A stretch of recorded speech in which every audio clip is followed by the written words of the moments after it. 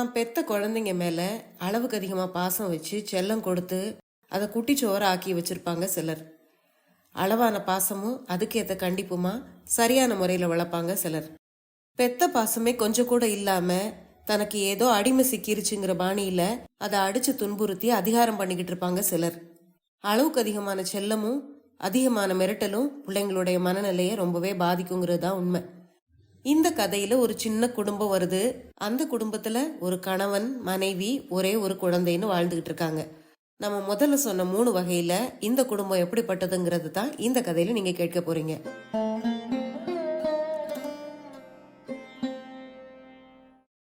அனைவருக்கும் வணக்கம். நீங்கள் கேட்டுக்கொண்டிருப்பது கதை ரேடியோ தமிழ். திருமதி MS கமலா அவர்கள் எழுதிய இதுவா பாசம் என்ற சிறுகதையை தான் இன்னைக்கு நீங்க கேட்க போறீங்க. இந்த சிறுகதை 1948 வெளிவந்தது. கதைக்குள்ள போறதுக்கு முன்னால சேனலுக்கு வந்திருக்கிற எல்லாருக்கும் என்னுடைய அன்பான வரவேற்புகள். இப்ப வாங்க கதை ஆரம்பிக்கலாம். கூடத்துக்கு அடுத்த அறையில விளக்குக்கு பக்கத்துல உட்கார்ந்து முரளி படிச்சுக்கிட்டு இருந்தான். அப்போ வாசல் நடையில செருப்பு சத்தம் கேட்டுது. அந்த செருப்பு சத்தத்தை கேட்டதுமே முரளியோட உடல் நடுங்க ஆரம்பிச்சுது. முதல் வரியை விட்டுட்டு 3வது வரியை படிக்க ஆரம்பிச்சான் முரளி. வரும்போதே மகன் படிக்கிறத கேட்டுக்கிட்டே வந்த ராஜகோபாலனுக்கு அவன் வரிகளை விட்டு விட்டு படிக்கிறது தெரிஞ்சுது. அவன் மனசுல கோபம் பொங்கிச்சு. மெதுவா மகன்கிட்ட போனான். அப்பா பக்கத்துல வர வர முரளியோட குரலும் உச்சஸ்தாயில ஏறிக்கிட்டே இருந்தது. வார்த்தைகளை வேக வேகமா சொல்லும்போது சில வார்த்தைகள் அவனுக்கு நினைவே வரல. விட்டு விட்டு சொல்ல ஆரம்பிச்சான். தப்பும் தவறுமா தன் மகன் படிக்கிறத கேட்டதும் ராஜகோபாலன் பொறுமை இழந்துட்டான். தன்னோட ஷர்ட்டை கூட கழட்டாம மகனுக்கு முன்னால போய் உட்கார்ந்தான். அப்பா பக்கத்துல வந்ததும் முரளியோட வாய் அடைச்சு போயிருச்சு. கண்கள் மாத்திரம் புத்தகத்திலேயே பதிஞ்சிருந்தது. ராஜகோபாலன் கண்களை உருட்டினபடியே, ஏண்டா படிக்கிறத நிறுத்திட்ட அப்படின்னு கேட்டான். பையன் பதில் எதுவும் சொல்லல. அதை பார்த்து அவங்க அப்பா மகனோட காதை பிடிச்சி இழுத்து, ஒழுங்கா படிக்கிறதுக்கு என்னடா அப்படின்னு கேட்டான். முரளிக்கு உடம்பெல்லாம் நடுங்க ஆரம்பிச்சிருச்சு. ஒரு கையில புஸ்தகத்தை வச்சுக்கிட்டு இன்னொரு கையால கண்களை கசக்கிக்கிட்டு தேம்பி தேம்பி அழ ஆரம்பிச்சான்.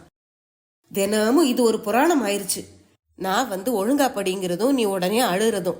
திருட்டு பயல அப்படின்னு சொல்லிக்கிட்டே மகனோட கன்னத்துல பளீர்னு ஒரு அறை விட்டான் ராஜகோபாலன். முரளி புஸ்தகத்தை கீழே போட்டுட்டு கைகளை உதறிக்கிட்டு அழுதான். நான் சொல்ல நீ அழுறியா? ஒழுங்கா வாய மூடுறியா இல்லையா அப்படின்னு ராஜகோபாலன் மறுபடியும் கையை உயர்த்தினான். பயத்தினால முரளி அழுகையை நிறுத்த முயற்சி பண்ணான். ஆனாலும் அழுகை குமுறிக்கிட்டு வந்தது. எடுறா புத்தகத்தை, ஒழுங்கா உட்காந்து படி அப்படின்னு மகனை அதட்டிட்டு உள்ள போனா ராஜகோபாலன். முரளி மறுபடியும் முதல்ல இருந்து படிக்க ஆரம்பிச்சான். விக்கலும் விம்மலுமா வார்த்தைகள் வெளியே வந்தது. இந்த வேலையை முதல்ல செய்திருக்கலாம்ல அப்படின்னு சொல்லிக்கிட்டே நிமிர்ந்த ராஜகோபாலனுடைய முகத்துல பெருமிதம் தெரிஞ்சுது. திரும்பினவன் அறையோட வாசல் படியில மனைவி நிக்கிறத பார்த்தான். வந்தது வராததுமா ரொம்ப கஷ்டப்பட்டுட்டீங்க, வாங்க சாப்பிட அப்படின்னு சொன்னா அவனுடைய மனைவி ராதை. உனக்கு என்ன இவ்வளவு அகங்காரம்? உன்னாலதான் அவன் கெட்டு போறான். உன் புள்ள படிக்க வேணான்னு அப்படியே விட்டுரு அப்படின்னு சொல்லிட்டு புழக்கடை பக்கம் போனான் ராஜகோபாலன். மறுநாள் காலையில 6 மணி இருக்கும். முந்தின நாள் ராத்திரி தான் பட்ட அடிகளை மறந்து கண்ணை மூடிக்கிட்டு கடகடன்னு படிச்சுக்கிட்டு இருந்தான் முரளி. ராஜகோபாலனும் காலையிலேயே உட்கார்ந்து தன்னுடைய ஆபீஸ் வேலைகளை பார்த்துக்கிட்டு இருந்தான். அப்போ அவனை பார்க்க யாரோ 2 நண்பர்கள் வந்தாங்க. அவங்க கூட பேசிக்கிட்டு இருந்ததுல பொழுது போனது தெரியல. வேக வேகமா ஆபீஸுக்கு புறப்படணும்னு குளிக்கிறதுக்காக புழக்கடை பக்கம் வந்தான். அப்போ அடுத்த வீட்டு அம்பிப்பயலும் முரளியும் கொய்யா மரத்துக்கு பக்கத்துல நின்னுகிட்டு இருந்தாங்க. அதை பார்த்ததும் ராஜகோபாலனுக்கு மறுபடியும் கோபம் வந்துருச்சு. திருட்டு நாய்களா, கொய்யாக்கா உடம்புக்கு ஆகுமாடா அப்படின்னு அதட்டினான். அவனோட குரலை கேட்டதும் அம்பிப்பைய ஓடி போயிட்டான். முரளியும் பயந்து வீட்டுக்குள்ள ஓட தலைப்பட்டவன் அப்படியே சறுக்கி கீழே விழுந்துட்டான். கீழே விழுந்தவனை போய் பிடிச்சு, இனிமே இந்த மரத்து பக்கம் வருவியா, மரத்துல ஏறுவியா, வாயை திறந்து பதில் சொல்லேண்டா அப்படின்னு கேட்டுக்கிட்டே முதுகுல 2 அறை விட்டா ராஜகோபாலன். இனிமே ஏற மாட்டேன்ப்பா, விட்டுருங்கப்பா அப்படின்னு அழுதுகிட்டே முரளி தன் தந்தை எடுத்த எழுப்புக்கெல்லாம் கூடவே வந்தான். உங்க அம்மாவால தான் நீ இப்படி கெட்டு குட்டிச்சுவரா போற, ஒன்ன சொல்லி குத்தம் இல்ல, அவ இருக்காளே அப்படின்னு முணுமுணுத்துக்கிட்டே அவசர அவசரமா ஆபீஸுக்கு புறப்பட்டு போயிட்டான். அப்பா ஆபீஸுக்கு போனதும் முரளி துக்கம் தீர வாய் விட்டு அழுதான். அவங்க அம்மா எவ்வளவோ அவனை ஆறுதல் படுத்தியும் அவன் கேட்கல. ராதையும் ஆனை மட்டும் அவனை சமாதானப்படுத்தி பார்த்தா. முடியல. முரளிக்கு அன்னைக்கு பள்ளிக்கூடம் லீவு தான். மணி மத்தியானம் 1 ஆயிடுச்சு. அந்த சமயத்துல யாரோ வாசல் கதவு தட்டுற சத்தம் கேட்டுச்சு. ராதை ஓடி போய் கதவை திறந்தா. அங்க அவ அண்ணன் அனந்தகிருஷ்ணன் நின்னுகிட்டு இருந்தான். மாமாவை பார்த்ததுதான் தாமதம். முரளிக்கு அது வரைக்கும் அடக்கி வச்சிருந்த துக்கம் பீறிட்டு வந்தது. அது வரைக்கும் அழுது அழுது வறண்டு போயிருந்த கண்ணீர் மறுபடியும் வர ஆரம்பிச்சுது. ஏண்டா முரளி அழுற அப்படின்னு மருமகனோட முதுக ஆறுதலா தடவி கொடுத்தா மாமா. வாண்ணா, வீட்டுல எல்லாரும் சௌக்கியமா அப்படின்னு கேட்டா ராதை. எல்லாரும் சௌக்கியந்தாம்மா. இவன் ஏன் இப்படி மூஞ்சி வீங்குற அளவுக்கு அழுதுருக்கான்? நீ எதுக்காவது அடிச்சியா அப்படின்னு கேட்டான் அனந்தகிருஷ்ணன். நான் ஏன்னா அவனை அடிக்க போறேன்? எல்லாம் அவன் வாங்கிட்டு வந்த வரம். என் தலையெழுத்து. வயசு ஆக ஆக உங்க அத்தானுக்கு புத்தியே கெட்டுப்போச்சு. அவன் கன்னத்தை பாரு. நேத்து ராத்திரியிலிருந்து அவன் இப்படித்தான் அழுதுகிட்டு இருக்கான். சின்ன விஷயத்துக்கெல்லாம் அவனை போட்டு அடி அடின்னு அடிக்கிறாரு உங்க அத்தான். நான் என்னதான் சொன்னாலும் அவர் கேட்கறதில்ல. அதை விடு, என்னைக்கும் இருக்கிறது தான் இந்த ரோதனை. நீ வந்து சாப்பிட வா, உன் சாக்குல அவனையும் சாப்பிட வைக்கலாம் அப்படின்னு சொல்லிக்கிட்டே அடுக்கலைக்குள்ள போனா ராதை. 9 வயசு நிரம்பின மருமகனை அப்படியே சின்ன குழந்தைய போல தூக்கி எடுத்துக்கிட்டு, நீ போய் இலைய போடு, நாங்க 2 பேரும் சேர்ந்தே சாப்பிடுறோம் அப்படின்னு சொல்லிக்கிட்டே குழாய் அடிக்க போனா அனந்தகிருஷ்ணன். மாமனோட அரவணைப்புல மருமகனோட துக்கம் கொஞ்சம் குறைஞ்சிருந்தது.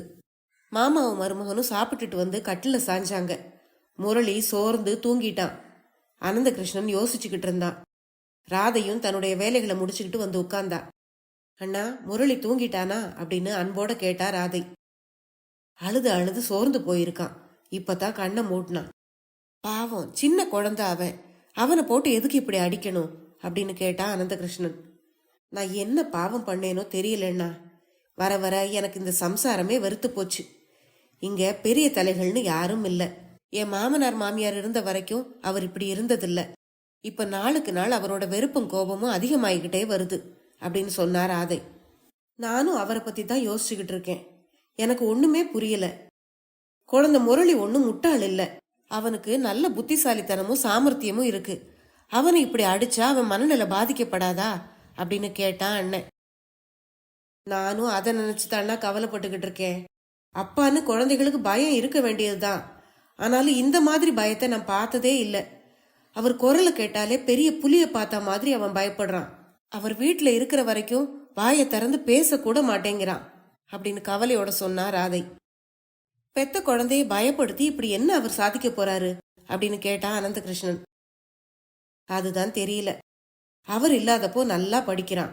ஒரு தப்பும் இல்லாம அன்றாடம் பாடத்தை எழுதி காண்பிச்சிடுறான்.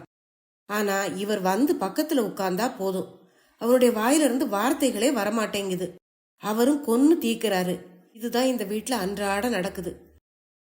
தினம் தினம் இந்த குழந்தை படுற கஷ்டத்தை பார்த்தா என்னால தாங்கவே முடியல அப்படின்னு சொல்லிட்டு கண்களை தொடச்சுக்கிட்டா ராதை. தங்கையோட கசிந்த கண்களை பார்த்து அண்ணன் கலங்கி போயிட்டான். நீயே சொல்லுண்ணா, நாள் முழுக்க புஸ்தகமும் கையுமா ஒரு குழந்தைய உட்கார சொன்னா என்ன ஆகும்? நம்ம குழந்தையாச்சேன்னு பக்கத்துல கூப்பிட்டு ஒரு அன்பான வார்த்தையாவது பேச வேண்டாமா? எப்பவாவது ஒரு முறையாவது வெளியில கூட்டிட்டு போய் ஒரு விளையாட்டு சாமான் ஏதாவது வாங்கி தரக்கூடாதா? இந்த வீட்டுல இப்படி ஒரு குழந்தை பிறக்காம இருந்திருந்தா நல்லா இருந்திருக்கும் அப்படின்னு சலிப்போட சொன்னா ராதை. குழந்தைங்களுக்கு ஒரு பக்கம் பயமும் இருக்கணும், ஆனா இன்னொரு பக்கம் செல்லமும் வேணும். இது ரெண்டுல எது அதிகமானாலும் கஷ்டம்தான் அப்படின்னு சொன்னா அனந்தகிருஷ்ணன். இங்க செல்லம் எல்லாம் இல்ல, முரட்டு அதிகாரம்தான். அவன் அடிக்கிற அடியில என் நெஞ்சே உடைஞ்சு போகுது. அடுத்த வீட்டுக்கு போகக்கூடாது, வீட்டையே சுத்தி சுத்தி வரக்கூடாது, விடிஞ்சதுல இருந்து படுக்கிற வரைக்கும் புத்தகமும் கையுமா இருக்கணும். அவரோட சின்ன வயசுல அவர் எப்படி படிச்சாரோ தெரியாது, ஆனா இந்த புள்ளைய போட்டு இப்படி படுத்தி எடுக்கிறாரு அப்படின்னு அழுத்துக்கிட்டா ராதை. நீ பேசுறது ரொம்ப நல்லா இருக்கு ராதை. உன்னால இந்த விஷயத்துல அவரை திருத்த முடியலையா? திருத்த முடியலன்னா அந்த ஆளை என்கிட்ட விடு அப்படின்னு தான் வார்த்தைகள்ல வெறுப்போட சொன்னா அனந்தகிருஷ்ணன். அப்படி அவரை திருத்துற சக்தி உள்ளவளா இருந்தா நான் ஏன்ன இப்படி இருக்கேன் அப்படின்னு சொல்லிக்கிட்டே எழுந்து அடுப்படிக்குள்ள போயிட்டா ராதை. அதே சமயம் அதிர்ந்து போய் அம்மா அம்மான்னு கத்திக்கிட்டே முழிச்சு பார்த்தா முரளி. என்ன முரளி, ஏன் இப்படி பயந்து எந்திரிக்கிற? இதோ பக்கத்துல மாமா இருக்கேன், நீ பயப்படாத அப்படின்னு சொல்லிக்கிட்டே அவன் முதுக வருடி கொடுத்தான் அனந்தகிருஷ்ணன். 4 வருஷத்துக்கு முன்னால யுத்த சேவைக்காக போகும்போது துரு துருன்னு மகிழ்ச்சியோட பார்த்த மருமகன் முரளிய இப்போ பயத்தோட உருவா பார்க்கும்போது ஒரு பக்கம் கோபமும் இன்னொரு பக்கம் அதிர்ச்சியுமா இருந்தது அனந்தகிருஷ்ணனுக்கு. 9 வயசு நிரம்பின அந்த சிறுவனோட முகத்துல ரோஜா பூவை போல ஒரு மிருது தன்மையும் கவர்ச்சியும் இருந்தது. சாயந்தரம் 5 மணிக்கு முரளி அனந்தகிருஷ்ணனோட கையை பிடிச்சுக்கிட்டு கடத்தெருவுல நடந்துகிட்டு இருந்தான். அன்னைக்கு அவன் முகத்துல என்னைக்கும் இல்லாத சந்தோஷம் குடிகொண்டிருந்தது. நடையில பயத்தோட நடுக்கத்துக்கு பதிலா உற்சாகத்தோட ஓட்டம் தெரிஞ்சது. அவன் கையில ஒரு பந்து. அவங்க விளையாட்டு ஜாமான்கள் விற்கிற ஒரு கடையில இருந்தாங்க.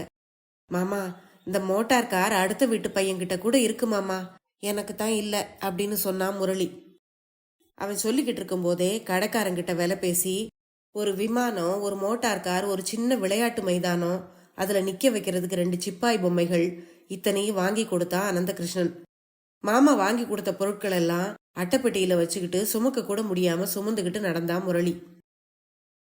முரளி, நம்ம சினிமாவுக்கு போயிட்டு வீட்டுக்கு போகலாமா அப்படின்னு கேட்டா மாமா. மாமா கேட்டதும் முரளியோட மனசுல அப்பாவோட நினைப்பு வந்தது. வேண்டாம் மாமா, வீட்டுக்கு போனா அப்பா அடிப்பாங்க, நேரமாச்சு, அதனால நம்ம வீட்டுக்கு போகலாம் அப்படின்னு சொன்னா முரளி. அவனோட நினைவுகள்ல அப்பாவோட பயங்கர உருவம் தாண்டவமாடுச்சு. அது வரைக்கும் சந்தோஷத்துல மிதந்துகிட்டு இருந்த அவன் முகம் சட்டுன்னு கருத்து போச்சு. அனந்தகிருஷ்ணன் பரிதாபத்தோட மருமகனை பார்த்தான். முரளி, பயப்படாத, நான் தான் இருக்கேன்ல, உங்க அப்பா உன்னை ஒன்னும் சொல்லாம நான் பாத்துக்கிறேன் அப்படின்னு சொல்லிட்டு அன்போட அவனை சினிமா தியேட்டருக்கு கூட்டிட்டு போனான். மருமகனுக்கு பிடிக்குமேனு கிருஷ்ணலீலா படத்துக்கு தான் அவனை கூட்டிட்டு போயிருந்தான். படத்தை பார்த்ததும் முரளியோட மனசுல தோணுச்சு, இந்த படத்துல வர்ற கிருஷ்ணன் எல்லாருக்கிட்டையும் சேட்டை பண்றான், அவனை எல்லாரும் அன்போட அணைச்சு முத்தமிடுறாங்க. ஆனா நம்ம அப்பா மாத்திரம் நம்ம எதுவும் செய்யாம சும்மா இருக்கும் போதே கூட அடிக்கிறாரு அப்படின்னு யோசிச்சுக்கிட்டே பாதி படத்துல தூங்கிட்டான். ராத்திரி 7 மணிக்கு வீட்டுக்கு வந்த ராஜகோபாலன் முரளி வீட்டுல இல்லாததை கண்டதும் ஆங்காரத்தோட கூட்டுல அடைப்பட்ட புலிய போல வராந்தாவில இந்த பக்கம் அந்த பக்கமும் உலாவிக்கிட்டு இருந்தான். சமையல் அறையில இருந்த ராதைக்கு அதை பார்த்ததும் எரிச்சலாவும் இருந்தது, பயமாவும் இருந்தது. ஆனாலும் இன்னைக்கு அண்ணன் இருக்கான், அதனால இன்னைக்கு ஒரு நாளாவது முரளி அவங்க அப்பாவோட வசவு சொற்கள்ல இருந்தோ அடிகள்ல இருந்தும் தப்பிச்சுக்குவான் அப்படின்னு நினைச்சா அவ. அதே சமயத்துல ராஜகோபாலன் அடுக்களை பக்கம் திரும்பி, ஒன்னாலதான் அவன் கெட்டு போறான், உன் புத்தி ஏன் தான் இப்படி மழுங்கி போயிருச்சோ, விளக்கு வச்சது அவன் படிக்க வேண்டாமா அப்படின்னு முணுமுணுத்தான். அப்பவும் ராதை வாயை மூடிக்கிட்டு தான் வேலையிலேயே ஆழ்ந்திருந்தா. அதே சமயம் தெருவுல ஜட்கா வண்டி ஜல் ஜல்னு வந்து நின்னுச்சு. தூங்குற முரளியை தட்டி எழுப்பி அவனுக்காக வாங்கின பொம்மைகளையும் சில பழ வகைகளையும் எடுத்துக்கிட்டு அனந்தகிருஷ்ணன் வண்டியில இருந்து இறங்கினான். அப்பாவோட முகத்தை தயக்கத்தோட பாத்துக்கிட்டே தடுமாறினபடியே உள்ள நுழைஞ்சா முரளி. வந்த மைத்துனனை பார்த்து வான்னு கூட சொல்லாம, ஏண்டா திருட்டு நாயே, எங்கடா சுத்த போன, படிக்க வேண்டாமா, இன்னைக்கு என்ன பாடம் படிச்ச அப்படின்னு முரளி கிட்ட போனா அவங்க அப்பா. முரளி பயந்து போய் அவங்க மாமாவுக்கு பின்னால ஒளிஞ்சுக்கிட்டான். அத்தான், அவன் எங்க போனான், நான் தான் அவனை கடத்தெருவுக்கு கூட்டிட்டு போயிட்டு வந்தேன் அப்படின்னு சொல்லிட்டு அனந்தகிருஷ்ணன் மருமகனை மறைச்சபடி நின்னுகிட்டான். உங்க மாமா வந்துட்டா படிக்கிற பாடத்தை படிக்க வேண்டாமா, அவன் பின்னால ஒளிஞ்சுக்கிட்டா ஆச்சா அப்படின்னு கேட்டுக்கிட்டே முரளிய இடது கையால இழுத்து வலது கையால ஆங்காரம் தீர 4 அறை விட்டான் ராஜகோபாலன். அதை பார்த்ததும் அனந்தகிருஷ்ணன் அதிர்ந்து போயிட்டான். ஒரு சின்ன பையனுக்கு தான் கொடுத்த வாக்குறுதியை தன்னால் நிறைவேற்ற முடியலையே அப்படின்னு நினைச்சு துயரத்துல துவண்டு போயிட்டான். அதையோ கதவோடு கதவா ஓட்டிக்கிட்டு கர்ச்சில போல நின்னுகிட்டு இருந்தா. அப்பா, இனிமே போக மாட்டேன்பா, அப்பா விட்டுருங்கப்பா, அம்மா, மாமா அப்படின்னு கத்துன முரளியோட குரல் திடீர்னு நின்னுச்சு. தடால்னு அவன் சரிஞ்சு கீழே விழுந்தான். அடிக்க பயந்து அவன் இப்படி நடிக்கிறான்னு நினைச்சுக்கிட்டு அவனை கைகளால தூக்கி திரும்பவும் அடிக்க போனா ராஜகோபாலன். அவனோட கைகள்ல இருந்து நழுவி முரளி கீழே விழுந்தான். 2 இரவுகள் ஓடி போச்சு. 3வது இரவும் வந்துருச்சு. முரளி இன்னும் கண்ணை திறந்து பார்க்கவே இல்லை. காய்ச்சல் தகிச்சுக்கிட்டு இருந்தது. அவனோட தலைமாட்டில் அனந்தகிருஷ்ணன் ஐஸ் பேக்கோடு உட்கார்ந்துருந்தான். ராதை கட்டிலுக்கு பக்கத்துல உட்காந்து கண்ணீர் வடிச்சபடி இருந்தா. அப்பப்போ பரிதாபத்தோட அன்னை முகத்தை பார்த்துக்கிட்டு இருந்தா அவ. அனந்தகிருஷ்ணனோட பார்வையில, ராதை, 4 வருஷம் கடல் கடந்து கடந்துட்டு நான் இப்போ உன் வீடு தேடி வந்திருக்கேன். அப்படி நான் வந்தது இந்த குழந்தை படுற இந்த பாட்டை பார்க்கவா அப்படின்னு கேக்குற மாதிரி இருந்தது. ராஜகோபாலனும் 2 நாட்களா ஆபீஸுக்கு போகல. முரளியோட கால் மாட்டுல ஒரு நாற்காலியில உட்கார்ந்துருந்தான். இது நாள் வரைக்கும் அவன் மனசுல அடங்கி கிடந்த பாசம் கொஞ்சமா வெளிப்பட்டதோ என்னவோ. முரளி கண்ணை திறந்து பார்க்க மாட்டானாங்கிற எண்ணத்தோட தவம் கிடக்கிற மாதிரி உட்கார்ந்துருந்தான். 3 நாட்களுக்கு முன்னால முரளிக்காக அனந்தகிருஷ்ணன் வாங்கி கொடுத்த பொம்மைகள் கேட்பார் இல்லாம அனாதையா கிடந்தது. காய்ச்சல்ல கிடந்த முரளிக்கு அப்பப்போ நினைவு வந்து அப்பா எங்கேயும் போக மாட்டேன்ப்பா, வீட்ல இருந்தே படிக்கிறேன்ப்பா அப்படின்னு உளர்னான். அந்த வார்த்தைகள் ராஜகோபாலனோட மனசுல சுரீர்னு தைக்கிற மாதிரி இருந்தது. கூடத்துல கிடந்த பொம்மைகள்ல இருந்து பந்தை எடுத்துக்கிட்டு வந்து, முரளி முரளி எழுந்திருப்பா, பந்து விளையாடலாம், எழுந்திரு அப்படின்னு குழஞ்ச குரல்ல கூப்பிட்டான் ராஜகோபாலன். முரளி முழிச்சு பார்க்கல. முரளி, நான் ஒரு பாவிடா, கோபத்துல கண்ணு மண்ணு தெரியாம உன்னை அடிச்சுட்டேன்டா. இனிமே நீ நல்லா விளையாடுறா, நான் உன்னை அடிக்க மாட்டேன். இங்க பாரு, பந்து இருக்கு, இத வச்சு விளையாடு அப்படின்னு சொல்லி துவண்டு கிடந்த குழந்தையோட கைகள்ல பந்த வச்சான். ராஜகோபாலன் பேசினதை கேட்டு ராதையும் அனந்தகிருஷ்ணனும் ஒருத்தர் முகத்தை ஒருத்தர் பார்த்துக்கிட்டாங்க. அப்படியே சில நிமிடங்கள் ஓடி போச்சு. ராஜகோபாலன் துவண்டு போய் தன்னுடைய நாற்காலியில போய் உட்கார்ந்தான். அனந்தகிருஷ்ணன் முரளியோட நெத்தியில ஒரு துணியை போட்டு ஐஸ் ஒத்தடம் கொடுத்துக்கிட்டு இருந்தான். மெல்ல முழிச்சு பார்த்த முரளி, மாமா அப்படின்னு மெதுவா கூப்பிட்டான். முரளியோட குரலை கேட்டதும் ராஜகோபாலன் எழுந்து பக்கத்துல வந்தான். அப்பாவை பார்த்த மாத்திரத்துல, ஐயோ மாமா அப்படின்னு பயந்து போய் தன்னுடைய கண்களை மூடிக்கிட்டான் முரளி. ராஜகோபாலனுக்கு தன் நெஞ்சில யாரோ சம்மட்டியால் அடிச்ச மாதிரி இருந்தது. தான் சொந்த மகன் தன்னை பார்க்க கூட பயந்து கண்ணை மூடிக்கிட்டது அவனுக்கு அதிர்ச்சியா இருந்தது. அதிர்ந்து போய் நின்ன அத்தானை பார்த்து அனந்த கிருஷ்ணன் மெதுவான குரல்ல சொன்னான், அத்தா, இதுவரைக்கும் வாங்கின அடிகளால அவன் உடம்பு மட்டும் காயப்படல, அவனுடைய மனசும் காயப்பட்டு போயிருக்கு. அந்த காயம் மெதுவா தான் ஆறும். படிப்படியா தான் அவனை பழைய நிலைக்கு கொண்டு வர முடியும். படிப்பு முக்கியம்தான். அதிகாரத்தையும் மிரட்டலையும் காட்டி ஒரு குழந்தைய படிக்க வைக்கிறத விட அன்பையும் ஆசையையும் காட்டி கூட படிக்க வைக்கலாம். சின்ன வயசுல ஒரு குழந்தைக்கு ஏற்படுற மனக்காயங்கள் வளர வளர அந்த குழந்தைய ரொம்பவும் பாதிக்கும். என்னடா இவன் இப்படி சொல்றானேன்னு நீங்க நினைக்காதீங்க. என்னைக்கு இருந்தாலும் அவன் உங்க புள்ள, உங்களோட ஒரே புள்ள. அவனோட எதிர்காலமே உங்ககிட்ட தான் இருக்கத்தான் அப்படின்னு சொன்னான் அனந்தகிருஷ்ணன். அவன் சொன்னதை புரிஞ்சுகிட்ட தோரணையில மௌனமா நின்றுகிட்டு இருந்த ராஜகோபாலன் மெதுவா மகன் கிட்ட போய் அவனுடைய நெத்தியில ஒரு முத்தம் கொடுத்தான். அது வரைக்கும் கண்ணை மூடிக்கிட்டு படுத்திருந்த முரளி மெதுவா கண்களை திறந்து பார்த்தான். அப்பாவோட பாசம் நிறைஞ்ச அந்த முத்தம் முரளியோட பயத்தை தெளிய வச்சதோ என்னவோ. தன்னுடைய பலகீனமான கண்களை திருப்பி மாமாவை பார்த்தான். அவனோட வாய் அவனையும் அறியாம மாமா அப்படின்னு கூப்பிட்டது. ராதையும் தான் நன்றி நிறைஞ்ச கண்களால தன்னுடைய அண்ணனை பார்த்தா. கதை முடிவடைந்தது. இந்த கதை பற்றி உங்களுடைய கருத்துக்களை மறக்காம கமெண்ட்ல சொல்லுங்க. அடுத்த பதிவுல இன்னொரு சுவாரஸ்யமான கதையுடன் சந்திப்போம். நன்றி.